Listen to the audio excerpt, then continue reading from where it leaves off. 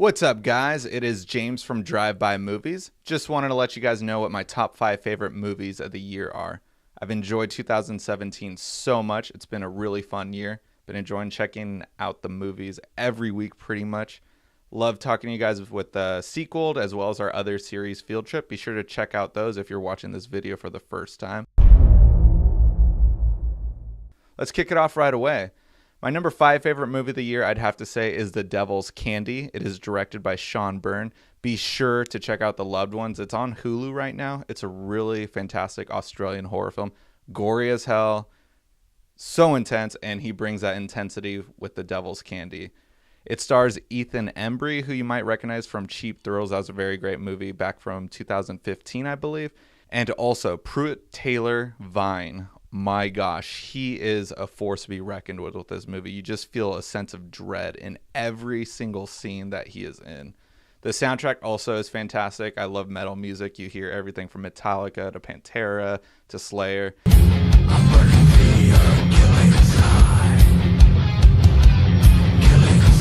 It's just a really fun time, and I highly recommend for people to check that one out. It's on Netflix too, so there's no reason not to. Now going into The Shape of Water. Everyone has heard of this movie pretty much. It's directed by Guillermo del Toro. I was really excited for this one, mainly because I'm a huge fan of the creature from the Black Lagoon. It's one of my favorite movies of all time, and right away I got the sense of like, oh, it's got a cool Gillman creature. Yeah, you could bring in Hellboy take on it. I think the character's name is Abe in that movie. And of course, Guillermo del Toro directed Hellboy. I do love that movie as well. But with The Shape of Water, Sally Hawkins is really the one who steals the show. She really just brings this cute, like, witty sassiness like that you saw in Amelie, I felt like, from actress Audrey Tautou. But Sally Hawkins definitely was great. Playing a mute character, Michael Shannon. He's really funny despite being like a very asshole, horrible character to be watching on screen. But still, it was a fun, enjoyable character to watch, as well as Richard Jenkins. Highly recommend for people to check it out. Despite there being some questionable scenes, it's still a great movie. Absolutely loved it. And the soundtrack, of course, is also really great in that one. Coming in at number 3, this is another movie you can check out on Netflix, and also the only documentary in my top 5. This is My Scientology Movie. One of my favorite journalists is Louis Theroux. You can catch his documentaries on his website, actually, and on YouTube. That's where I've watched most of them. He's dealt with everything from the Phelps family to pedophilia to U.S. prisons. They're always fascinating and just really hard to watch. And what I always loved about his documentaries is he goes in with an open mind. He doesn't judge people when interviewing them, whether or not you can tell he disagrees with them. He lets the audience decide. So that's something I've always appreciated about him. But with My Scientology Movie, he comes here to LA and studies Scientology and tries to uncover the basis for it. But so much crazy shit goes down with it to where it makes it a really intense watch. And actually a really weird cameo by Paz de la Huerta. It's just a wild watch. You just got to see it to believe it, I feel like. Cult movies are very fascinating, I've always felt like. But even though this is technically a religion, it feels very cult-like, and just bringing it into a documentary-like for everyone to see. Just a great watch. Highly recommend it. Definitely add it to your Netflix queue and watch it as soon as you can before the year ends. And now at number 2, we have 3 Billboards Outside Ebbing, Missouri. Some people are giving it shit for that title, but I love that title. We'll just call it 3 Billboards from here, though. Frances McDormand pulls in one of the greatest performances of the year, I feel like. This movie, what I really enjoyed most about it is it touches on like intense topics that people are a little uncomfortable talking about, but it makes like a very comedic light about it. That's what I enjoyed most. There's really strong dark humor. Sam Rockwell is so fun to watch in this movie.